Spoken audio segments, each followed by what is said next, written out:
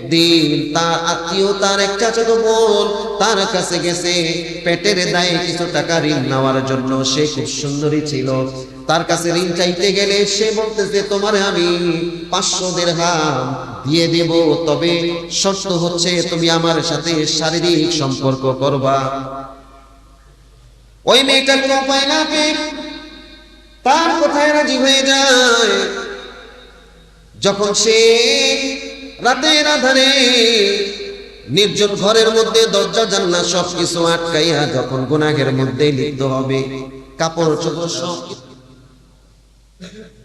আলহামদুলিল্লাহ সুম্মা আলহামদুলিল্লাহ, আল্লাহ সুবহানাহু ওয়া তাআলার দরবারে অসংখ্য অগণিত কালিমাতু শুকর আদায় করছি, যে মহান রব্বুল আলামিন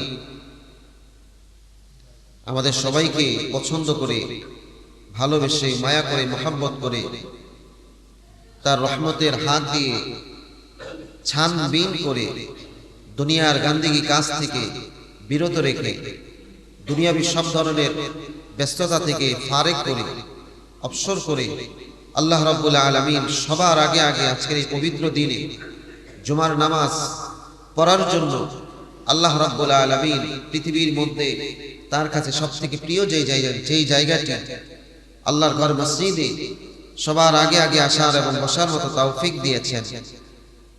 এবং আজকে কোরআন ও হাদিসের আলোকে দু চারটি কথা বলা এবং শুনবার মতো আল্লাহ রাব্বুল আলামিন আরামদায়ক সুন্দর একটি পরিবেশ আমাদের জন্য ব্যবস্থা করে দিয়েছেন।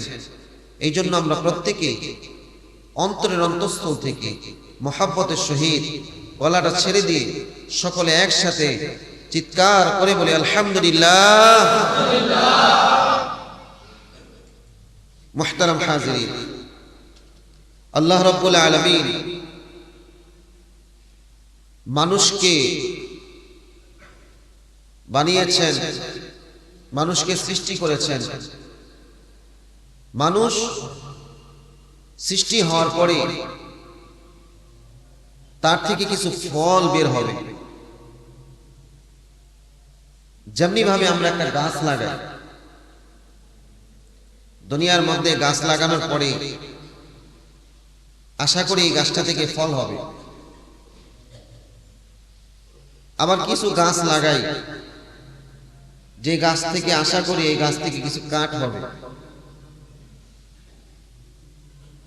ঠিক তদ্রূপভাবে আল্লাহ রাব্বুল আলামিন দুনিয়াটা আমাদের জন্য চাষাবাদের একটা ভূমি স্বরূপ বানিয়েছেন। অর্থাৎ আমরা এই দুনিয়ার মধ্যে এসে আমরা নিজেরা ফল দেব, আমরা নিজেরাই চাষ করব, নিজেরাই এটা থেকে ফল বের করব। দুনিয়ার মধ্যে আপনি যে গাছটা লাগাইলেন ফলের জন্য, যদি ওই গাছটা থেকে ফল না আসে তাহলে কিন্তু মানুষ ওই গাছটাকে বেশি দিন রাখে না, সেটাকে কেটে ফেরে সেটা লাকড়িতে পরিণত করে দেয়। কথা বলেন? ঠিক তদ্রূপভাবে আল্লাহ রাব্বুল আলামিন দুনিয়াতে মানুষকে পাঠিয়েছেন ফল দেওয়ার জন্য।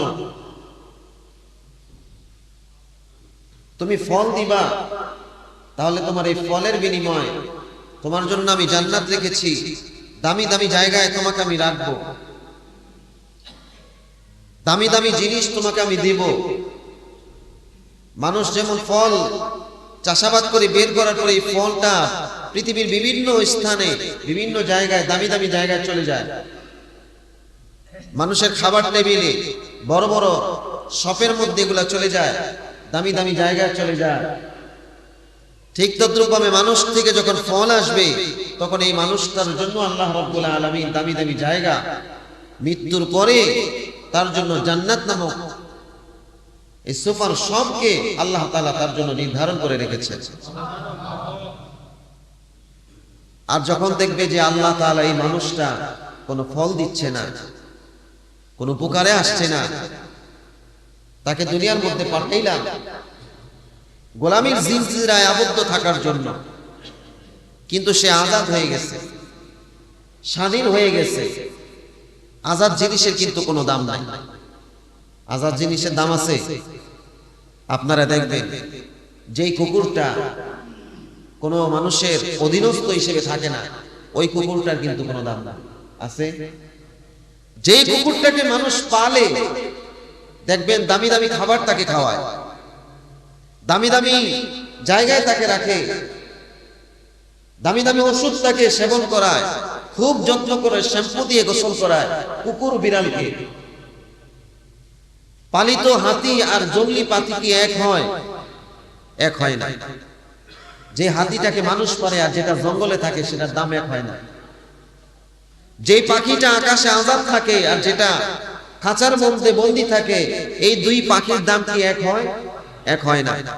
খাঁচায় বন্দি পাখির দাম বেশি হয়, আকাশে ওড়ে যেই পাখি সেই পাখির দাম মানুষের কাছে নাই।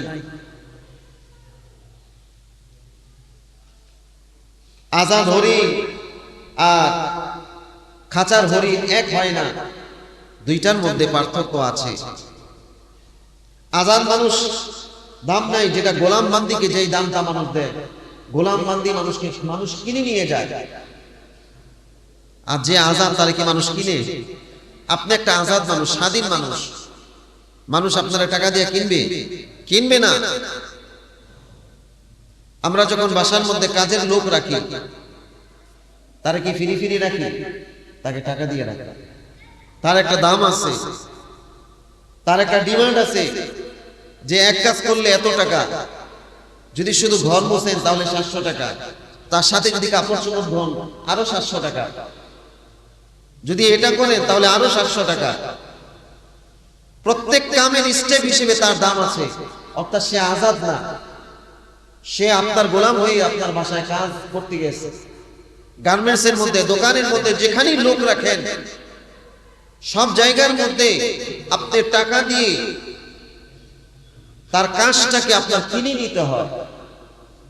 আর যেটা আজাদ মানুষ, আপনার কোনো কাজ করে না, আপনার গোলামির মধ্যে নেই, তারে কোনোদিন মানুষ কিন্তু টাকা দেয় না।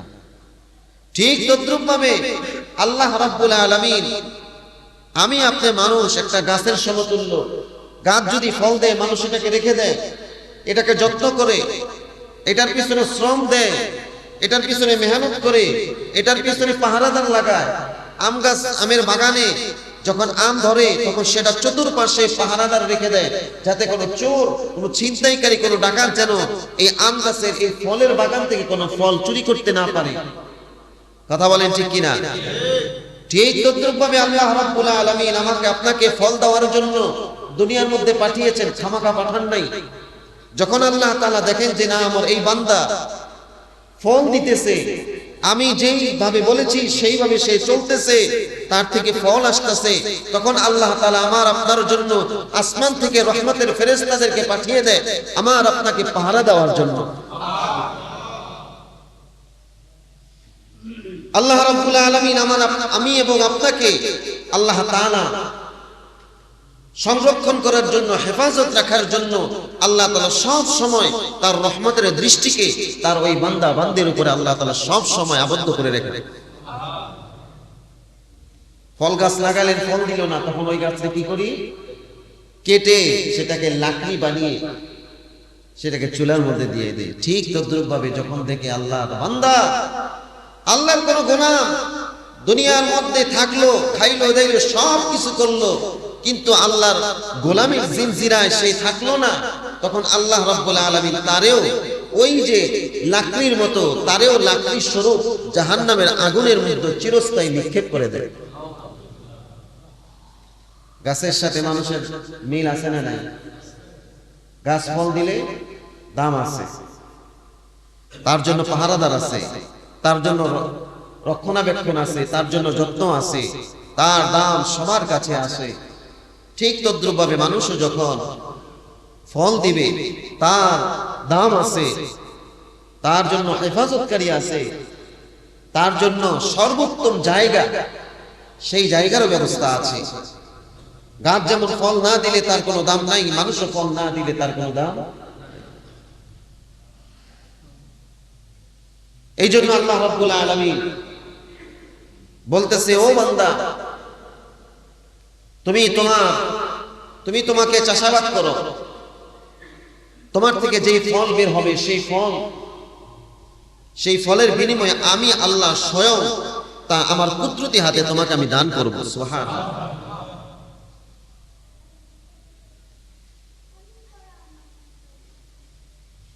আমাদের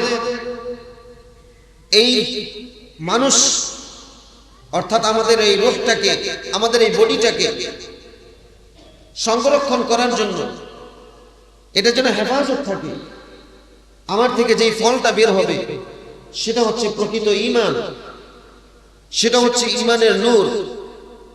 ইন্নান নূর ইযা দাখালা সাদরা ইনফাসাহা,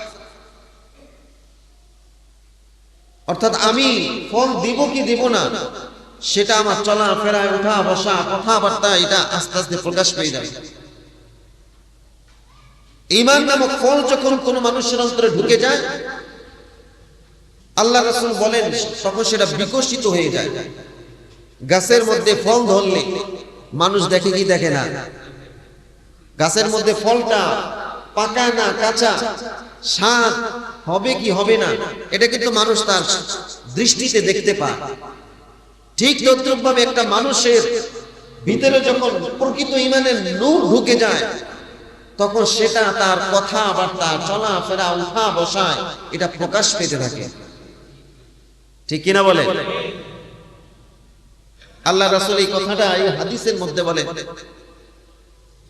তোমার ভিতরে, তোমার থেকে ঈমান নামক যে ফল, এই ফলটা যখন প্রকাশ পাবে তখন তোমার সর্বাবস্থায়, সব জায়গায়, মসজিদে হোক, মসজিদের বাহিরে হোক, ঘরে হোক অথবা বাজারে হোক, ঈমানদারের সাথে হও অথবা বেঈমানের সাথে হও, সব সময় তোমার ফলটা সবাই দেখবে। সবাই দেখে বলবে যে না, এটা হলো ঈমানের ফলওয়ালা, ঈমান নামক ফলওয়ালা গাছ। যেমনি ভাবে আমরা ফলদার গাছকে দেখি বলি এটা ফলদার গাছ, ঈমানওয়ালা ফলদার গাছ, ঈমানওয়ালা ফলদার মানুষ এটা। আর যখন ফল ধরবে না, সেটাও মানুষ কি করতে পারবে? দেখতে পারবে, সেটাও বিকশিত হইতে থাকবে। দুনিয়ার গাছ থেকে, দুনিয়ার ফল গাছ থেকে যেমনি ভাবে ওই ফলকে মানুষ, চোরেরা অথবা ডাকাতেরা অথবা দুষ্ট ছেলেরা ফলটারে চুরি করার জন্য উঠে পড়ে লেগে থাকে। আপনারা দেখবেন অনেক ছেলে পেলে আছে, অনেকে বুঝে এটাকে চুরি করে অথবা না বুঝেও চুরি করে। ফলদার গাছের মধ্যে মানুষ ঢিল দেয় ফল খাওয়ার জন্য, কিন্তু যেই গাছের মধ্যে কোনো ফল নাই ওই গাছের মধ্যে মানুষ বলেও ঢিল দেয় না। যে গাছে ফল নাই এটা ঢিল দিব? এতে এমনি ফল নাই, এটা কি ঢিল দিব? ঢিল দেওয়াটাই হলো, এটা হচ্ছে বোকামি। কিন্তু দেখবেন যেই গাছের মধ্যে ফল এসেছে ওই গাছের মধ্যে মানুষ ঢিল দেয় ওই গাছ থেকে ফলটাকে নিয়ে নেওয়ার জন্য, বিনা পুঁজিতে, বিনা টাকায়, অর্থাৎ কোনো মূল্য ছাড়াই অনেকে চায় যে এই ফলদার গাছ থেকে ফলটাকে আমি চুরি করে নিয়ে আমি এটাকে খেয়ে ফেলি। কিন্তু মালিক এটা চায় না। মালিক চায়, ফলদার গাছের মালিক চায় না, না, আমার ফলটা সুন্দর করে আরো ফলন হোক, আরো সুন্দর হোক, কালারটাও আরো চমৎকার হোক, এটার স্বাদটাও আরো বাড়ুক। যত স্বাদ বাড়বে, যত কালার সুন্দর হবে, যত এটা বড় হবে, ততই মানুষের কাছে এটার দাম বেড়ে যাবে। তাহলে এটা যদি বুঝে থাকেন, তাহলে এটা বোঝেন আমাদের মালিক কে? আরো জোরে বলেন আমাদের মালিক কে? মুহাব্বত নিয়ে দিল থেকে, অন্তর থেকে একসাথে বলেন আমাদের মালিক কে? আল্লাহ রাব্বুল আলামিন আমার মালিক, আপনার মালিক। আল্লাহ তাআলা আমার রব, আপনার রব। ওই আল্লাহ তাআলাও চায় দুনিয়ার মধ্যে আমার বান্দারে আমি পাঠাইলাম, আমার এই বান্দা একটা বৃক্ষ, একটা গাছ সমতুল্য। আমার এই বান্দার থেকে ঈমান নামক একটা ফল আমি আল্লাহ তাআলা আশা করি, আমি চাই যে আমার বান্দার ভিতরের ঈমান নামক ফলটা কালারেও সুন্দর হবে, এটা স্বাদেও সুন্দর হবে, এটা সাইজেও সুন্দর হবে। আর আমি আল্লাহ তাআলা আমার এই বান্দার এই ফলটা দেখে, তার ফলটা যত সুন্দর হবে, যত দামি হবে, ওই হিসেবে তার জান্নাত হবে। সুবহানাল্লাহ বলেন না?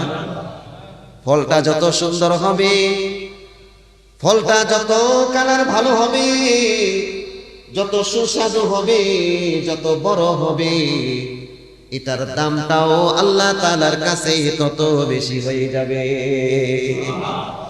তাহলে বলেন আমাদের ফল কি? আমাদের ফল কি? মানুষের ফল হচ্ছে ঈমান। প্রত্যেকটা মানুষের ফল হচ্ছে ঈমান। আর এই ফলটাকে চুরি করার জন্য, যেমনি ভাবে গাছের ফলকে চুরি করার জন্য বহু মানুষ থাকে, আশেপাশে ঘুরে দূর দূরান্ত থেকে আসে, ঠিক তদ্রূপ ভাবে মানুষের ঈমান নামক ফলকে চুরি করার জন্য দুনিয়ার মধ্যে এমন অনেক ঈমান চোর আছে। দুনিয়ার শুরু লগ্ন থেকে মানুষ দুনিয়াতে আসার আগ থেকে আমাদের ঈমান নামক ফল চুরি করার জন্য একটা চোর সদা সর্বদাই সজাগ হয়ে আছে।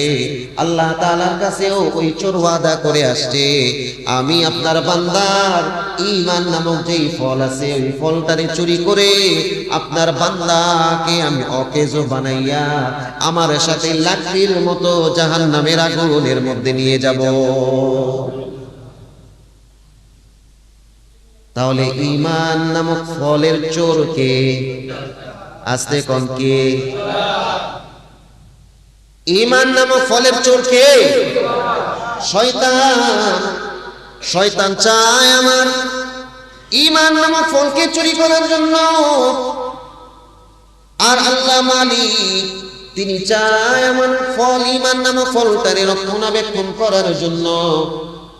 আর আমার উপরে আপনার উপরে আল্লাহ ছেড়ে দিয়েছেন, ও আমার বান্দা তুমি কি চাও? এখন বলো, তুমি কি চাও? তোমার ঈমান নামক ফলটারে শয়তানরে দিবা, নাকি আমি আল্লাহ তাআলার জন্য তোমার ঈমান নামক ফলরে তুমি রেখে দিবা? বলেন এখন আপনারা, আমাদের ঈমান নামক ফলটা আমরা কারে দিব? শয়তানকে নাকি আল্লাহকে? কাকে? কাকে দিব? আল্লাহকে দিব। আমাদের ঈমান নামক ফলটারে দিব আল্লাহকে। যদি আল্লাহ তাআলারে দেই, আল্লাহ তাআলা এটারে দামি জায়গায় নিয়ে যাবেন। যদি আল্লাহরে দেই, আমার এই ঈমান নামক ফলটারে আল্লাহ তাআলা জান্নাত নামক শপিং মলের মধ্যে রেখে দিবেন। সেখানে আমার ফলটা দামি হয়ে থাকবে। আর যদি শয়তানরে দিয়ে দেই, আফসোস, এত কষ্ট করে দুনিয়ার মধ্যে ফলটারে উৎপন্ন করলাম, ফলটারে ফসাইলাম, ফলাইলাম, আর এই ফলটারে শয়তানের হাতে দিয়ে দিলে এটারে এসে নিয়ে যাবে জাহান্নামে। এই জন্য আল্লাহ রাব্বুল আলামিন আমার আপনারা শিখিয়ে দিলেন, ডাক দিলেন, ইয়া আইয়ুহাল্লাযীনা আমানুসবিরু ওয়ারাবিতু ওয়াত্তাকুল্লাহা লাআল্লাকুম তুফলিহুন।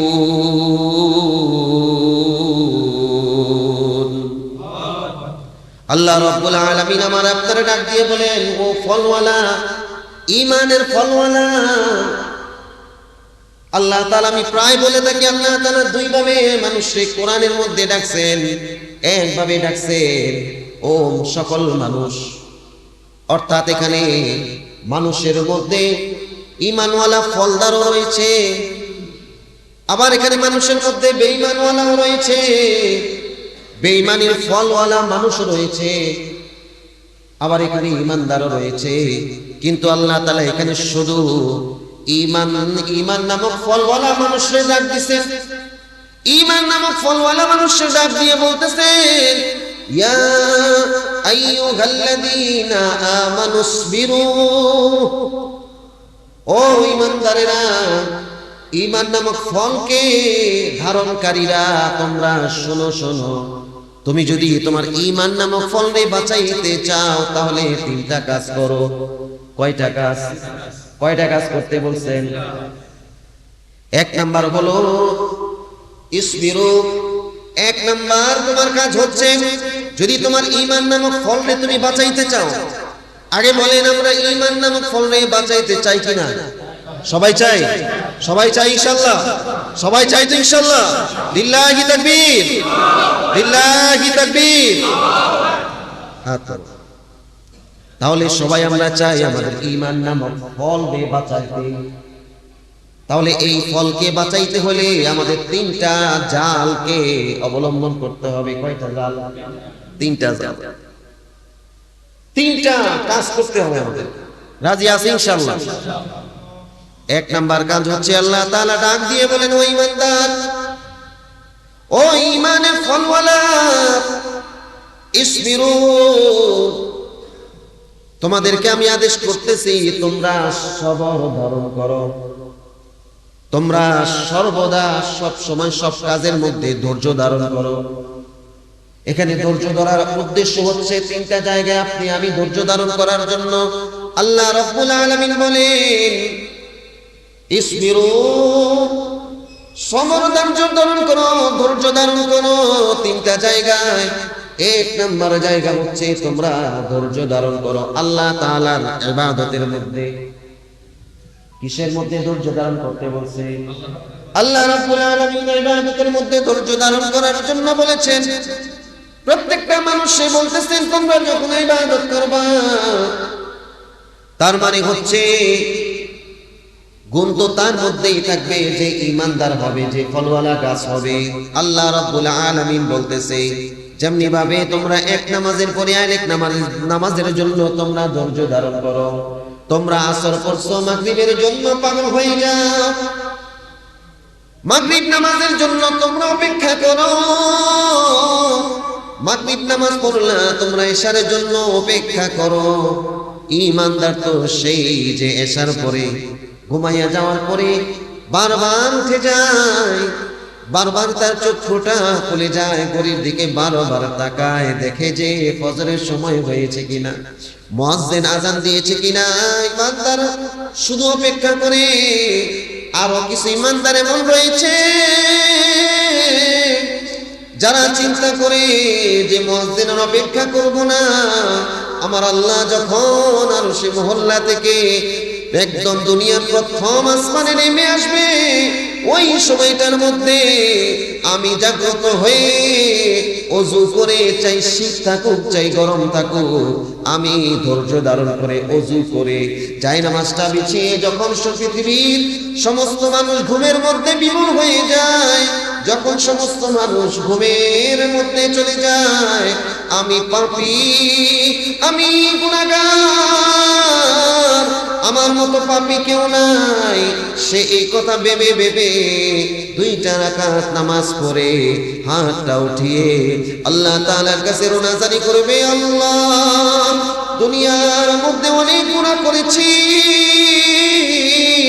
আমার মতো গুনাহগার তোমার জমিনে নাই, আল্লাহ গো তোমার কাছে ক্ষমা চাই, তুমি ছাড়া মাফ করনেওয়ালা দুনিয়ার মধ্যে আর কেউ নাই।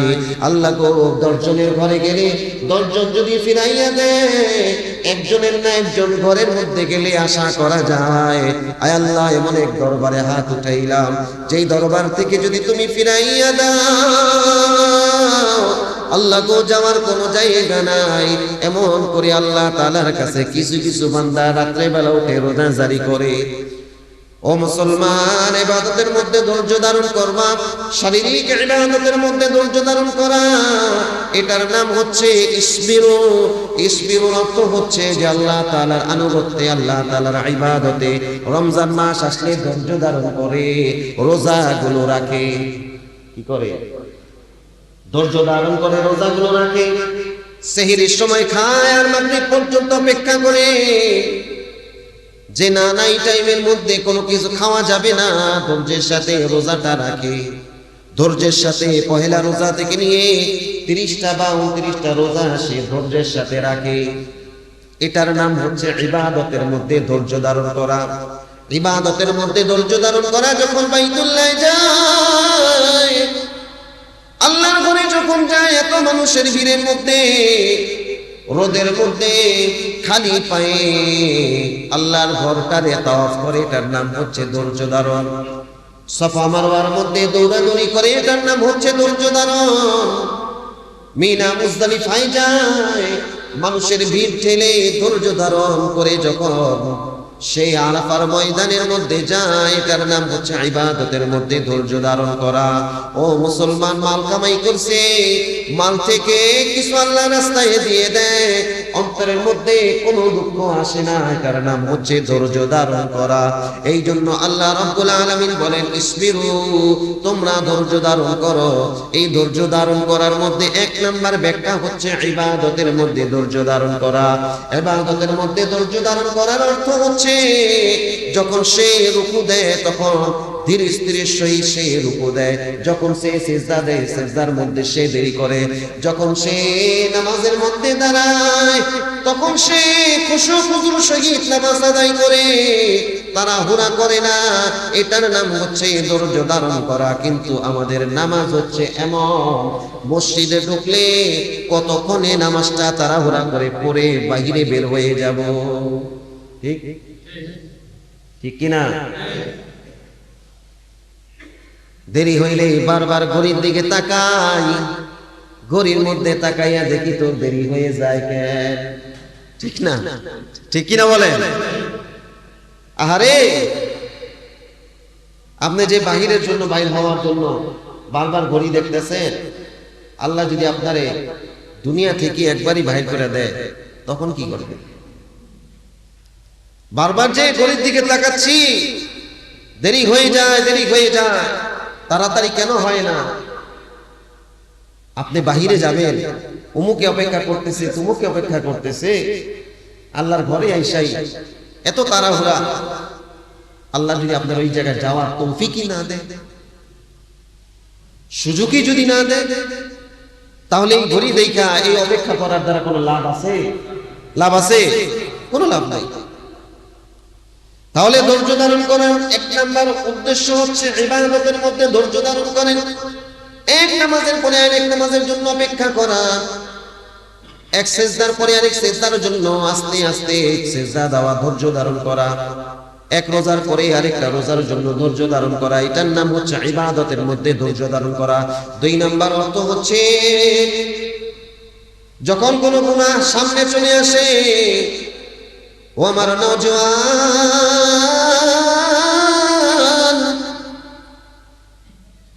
যখন তোমার সামনে কোনো গুনাহ চলে আসে তখন তুমি মনেরে বোঝাও, আমি যদি এই গুনাহটার মধ্যে লিপ্ত হয়ে যাই, শয়তান তো খুশি হবে কিন্তু আমার মালিক তো নারাজ হয়ে যাবে। শয়তান খুশি হবে কিন্তু আমার মালিক নারাজ হয়ে যাবে।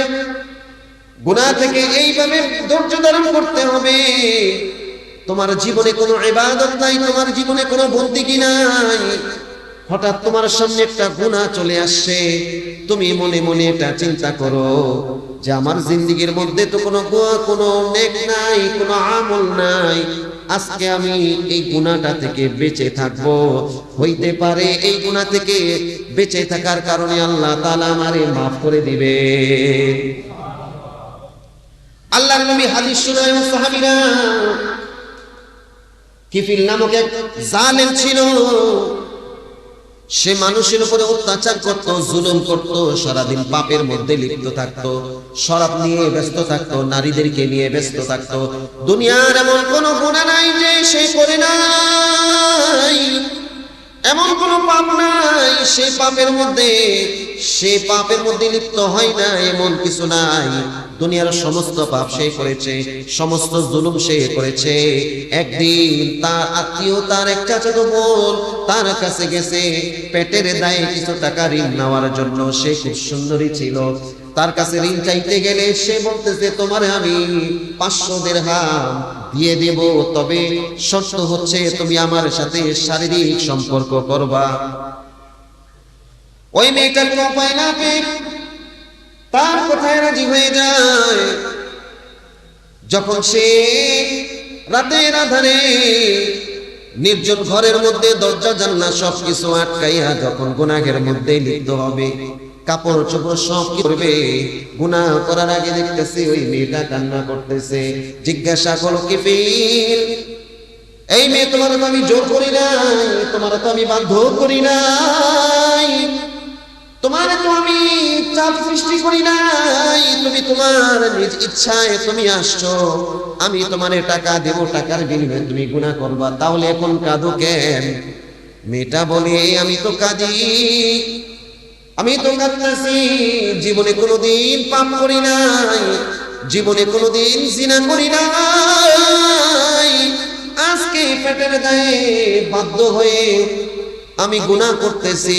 এই গুনাহ করার পরে যদি আমি আল্লাহর কাছে মাফ চাওয়ার সুযোগ না পাই, আল্লাহ তাআলার কাছে হাসরের ময়দানে নাপাক শরীর নিয়া, নাপাক অন্তর নিয়া দাঁড়াইতে হবে, তখন আমার কি অবস্থা হবে?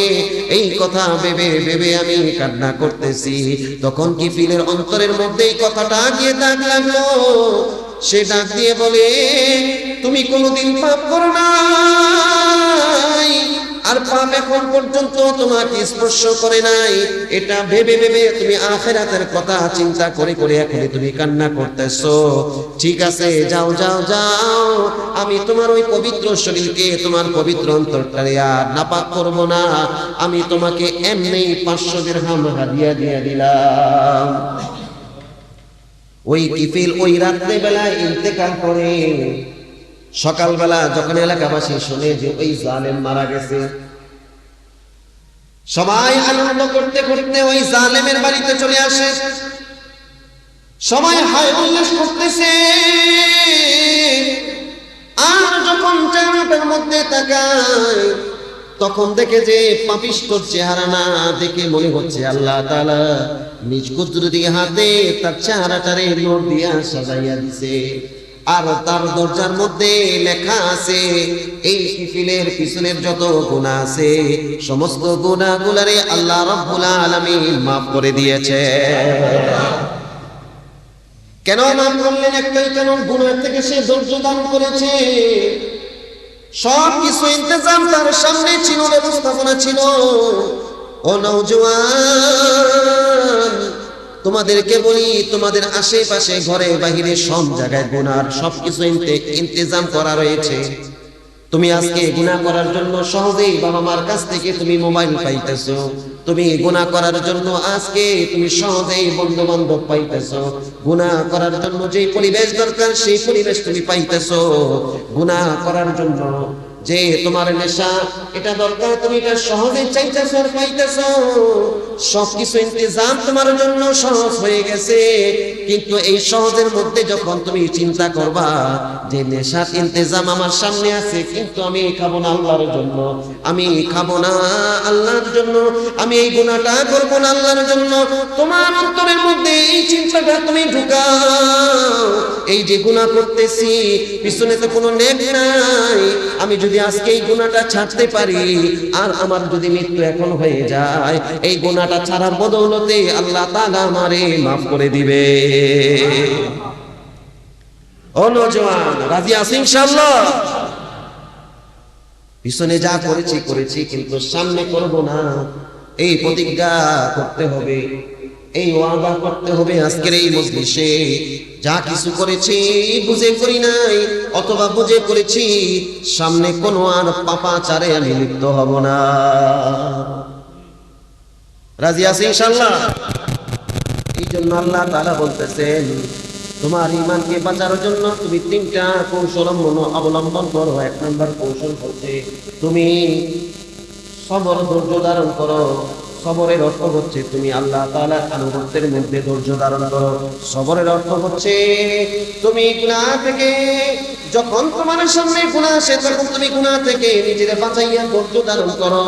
3 নাম্বার অর্থ হচ্ছে, সবরের অর্থ হচ্ছে যখন তোমার কাছে কোনো মুসিবত আছে, মুসিবত যখন তোমার সামনে চলে আসে তখন তুমি তার উপরে ধৈর্য ধারণ করো। দেখলা তোমার বাপ ইন্তেকাল করেছে, হায় হতাশ করার কোনো দরকার নাই। এই চিঠিয়া দেখলা যে আবার তোমার ব্যবসাটার মধ্যে ধস লেগেছে, চিন্তা করার কোনো দরকার নাই। দেখলা যে তোমার চাকরিটাও নাই, দেখলা যে ঋণের বোঝা মাথায় চেপে বসে আছে, সব জায়গায় দেনাদার নাই, সে চাপ দেয়, সব জায়গায় তোমার অপমান করে। ধৈর্য ধারণ করো আর আল্লাহ তাআলার কাছে দুই চোখের পানি ছেড়ে দিয়ে আল্লাহরে বলো, আল্লাহ মানুষ আমারে বুঝে না, আয় আল্লাহ সুখ তো তুমি দাও, আবার দুঃখ তুমি দাও। সুখ তোমার নিয়ামত, দুঃখ তোমার নিয়ামত। আয় আল্লাহ আমি তোমার এই দুঃখের নিয়ামতটা নিতে পারছি না। মানুষ আমার উদ্ধার করতে পারবে না, মানুষ আমারে খাওয়াইতে পারবে না, মানুষ আমার মুসিবত দূর করতে পারবে না। আমার সমস্ত মুসিবত এবং পেরেশানি দূর করার মালিক যিনি, তিনি কে? আল্লাহর কাছে চাইবেন, আল্লাহর কাছে রোনাজানি করবেন।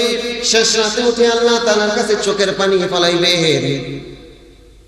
যখন অন্তরটা পেরেশান হয়ে যাবে, ওযু করে 2 রাকাত নামাজ পড়ে আল্লাহ তাআলার কাছে রোনাজারি করবেন, আল্লাহর কাছে চাইবেন। দেখবেন আপনার জীবনের সমস্ত পেরেশানিগুলোরে আল্লাহ রাব্বুল আলামিন নিমেষেই দূর করে দিয়েছে। তাহলে 1 নাম্বার জাল হচ্ছে ঈমান। ঈমান নামক ফলকে বাঁচানো 1 নাম্বার জাল কি? ধৈর্য ধারণ করা। কি ধারণ করা? ধৈর্য ধারণ করা। ধৈর্য ধারণ করার উদ্দেশ্য হচ্ছে ধৈর্য ধারণ করব 3 জায়গায়। একটা হচ্ছে আল্লাহ তাআলার ইবাদতের মধ্যে ধৈর্য ধারণ করব। 2 নাম্বার হচ্ছে গুনাহ থেকে বেঁচে থাকতে ধৈর্য ধারণ করব। 3 নাম্বার হচ্ছে সমস্ত মুসিবত পেরেশানির মধ্যে ধৈর্য ধারণ করব এবং ভরসা করব একজনের উপরে, তিনি কে?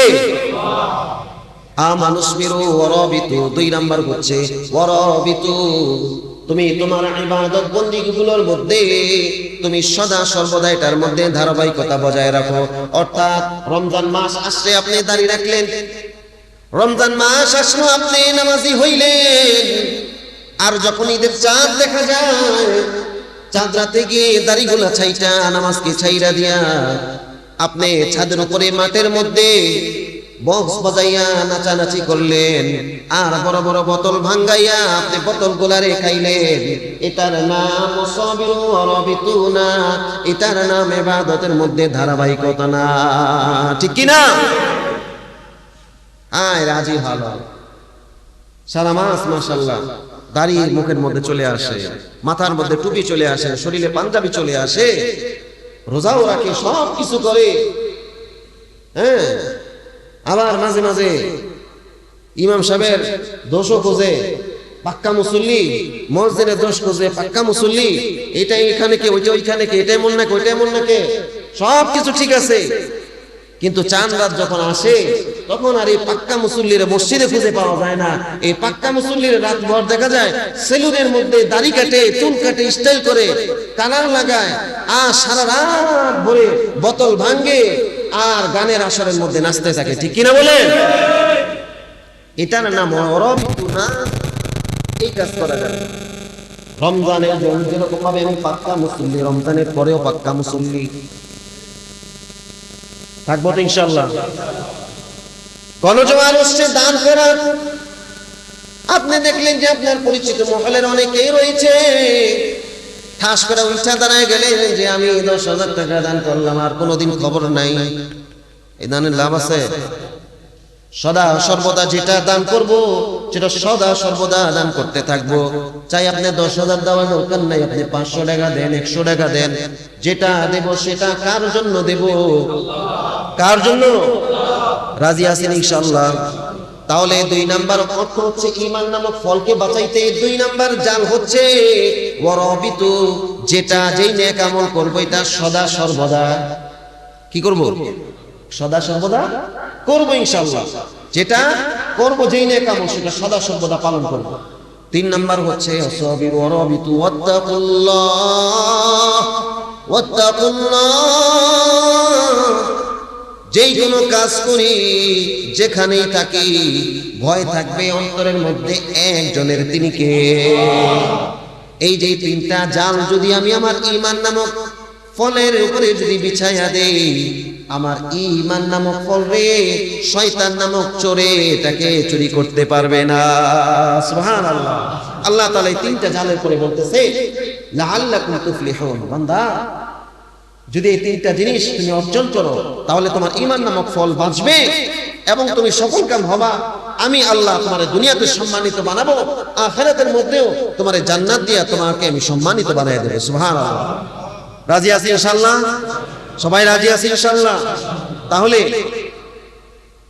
আমরা হচ্ছি একটা গাছের মতো, ফলদার গাছের যেরকম ভাবে দুনিয়াতে দাম, ঠিক তদ্রুপ ভাবে মানুষ যখন ঈমানের ফল যখন সে তার মধ্যে অর্জন করে তখন তারও দাম আছে।